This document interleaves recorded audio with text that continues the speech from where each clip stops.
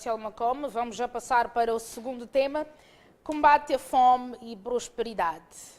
António Movilo, por que a escolha deste tema? Ok, muito obrigado novamente. Assim, eu escolhi esse tema, primeiro, olhando para a época do ano que nós já estamos a passar, já estamos em novembro. Em Moçambique, a prática da agricultura, nós dependemos das condições da natureza. Nesse caso concreto, dependemos das chuvas. E parece que na Zona Sul os sinais já estão claros, a chuva já está a cair. E é o momento de cada um, sobretudo as comunidades rurais, começarem a lançar as sementes, ampliar os campos, porque nós já percebemos que é a única saída para nós prosperarmos em Moçambique. Primeiro temos que combater a fome, temos que criar condições para que todo mundo tenha comida. E é verdade que as populações rurais, sobretudo, não dependem dos supermercados para terem comida. As pessoas produzem sozinhas. Portanto, e aliado a isso, o chefe do Estado, o presidente Filipe Jacinto Nyusi, lançou brevemente uma campanha ou um desafio para os governadores e administradores distritais, portanto, governadores das províncias e os seus administradores, considerando-lhes ou incumbindo-lhes a tarefa de verdadeiros comandantes da luta contra a fome. E nessa senda, o chefe do Estado identificou aquilo que nós chamamos de culturas de bandeira para o corredor do Limpopo. Quais são as culturas que o povo tem hábito de cultivar e tem tido sucesso nas colheitas, para o Vale do Zambeze, para o corredor do Nacala, o corredor Pemba-Lixinga.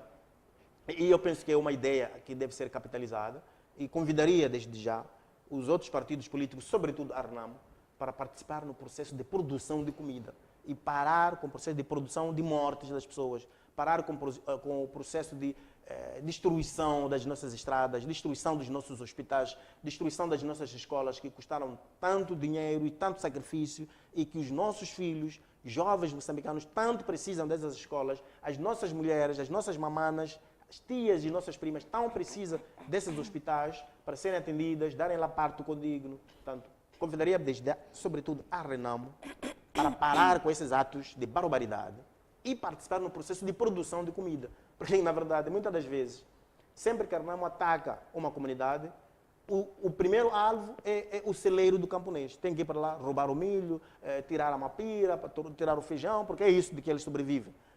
Então, esse é o momento, a chuva já está a cair, devemos estar todos engajados na produção de comida, produzir para nós, pelo menos, satisfazermos as nossas próprias necessidades, significa que temos comida suficiente para nos alimentarmos, e aquele que puder produzir um bocadinho mais, vai ter a chance de comercializar, ou por outra, vai ter a chance de vender, e isso vai incrementar o seu rendimento familiar e pode melhorar as condições de vida das famílias. Então, na verdade, para um país com uma economia débil como Moçambique, eu penso que a prosperidade, no contexto, ao nível econômico e social, depende muito mais, primeiro, da produção de comida.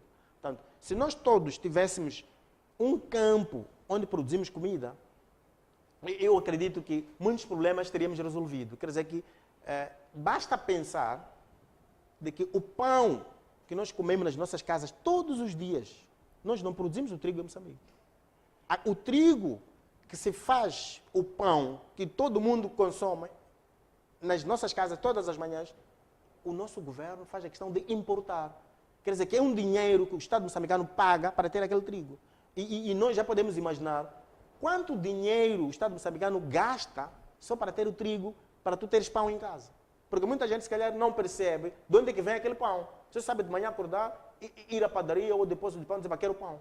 Mas a verdade é que o pão que nós consumimos, nós não produzimos o trigo. Aquele trigo vem de fora. Nós importamos, nós compramos. E algumas das vezes não compramos cash. Temos que pedir aos nossos amigos para nos darem em forma de dívida até. Dizer, bom, olha, empresta-nos lá, manda lá 5 navios cheios de trigo.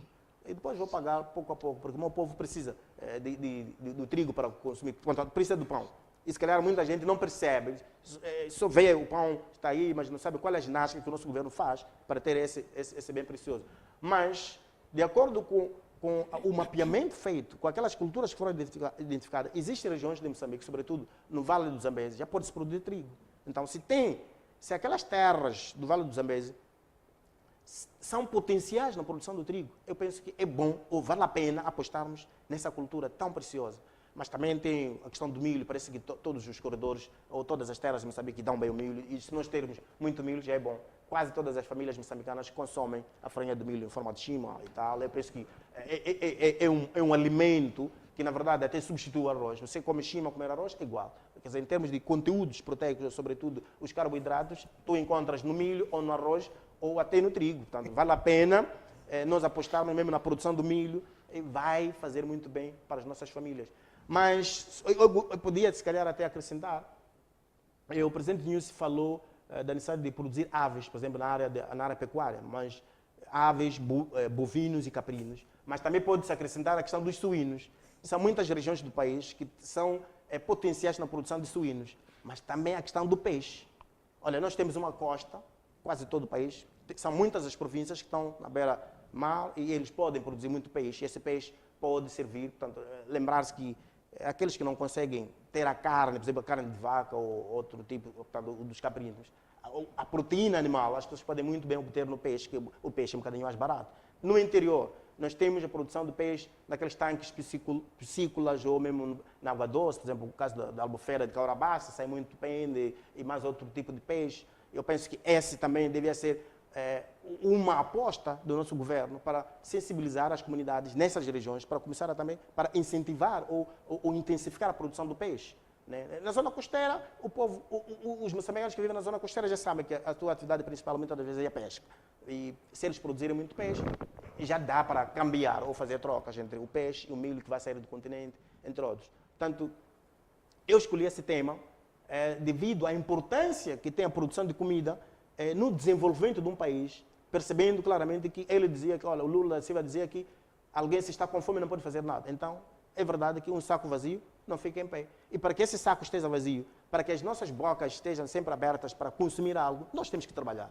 Nós temos que trabalhar e esse é o momento adequado para cada um perguntar-se. Em vez de estarmos aqui a criticar, dizer que não, o fulano não fez, cada um tem que se perguntar, mas eu, será que tenho pelo menos uns 100 metros onde pus lá grãos ou sementes de milho ou feijão? Cada um tem que se perguntar, será que eu tenho algumas mandioqueiras, algum sítio, eu posso sair no final de semana para chegar lá? Eu tenho. Pelo menos eu tenho alguns metros. Né? Tenho lá feijão, tenho milho, tenho mandioca. Vou já mesmo passar a palavra para Silvério Runguane. Eu penso que, na verdade, o essencial que me levou a escolher o tema foi chamar a atenção aos moçambicanos sobre a necessidade de nós todos participarmos na produção de comida. Vamos parar de nos acusarmos.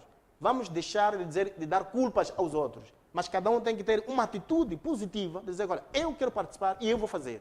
E se nós todos tivermos essa consciência, eu penso que vamos resolver o problema da fome. E se resolvermos o problema da fome, temos um caminho meio andado. O resto vai se... Portanto, teremos grandes dificuldades, se calhar, por causa do petróleo, porque nós não produzimos, mas isso já é... António Movilo, antes de eu passar a palavra para Silvério Runguane, vamos olhar para o bairro de Xamanculo. Yeah. Acredito que já foi a Xamanculo, sabe como é que estão dispostas as casas de Xamanculo? Conheço Xamanculo.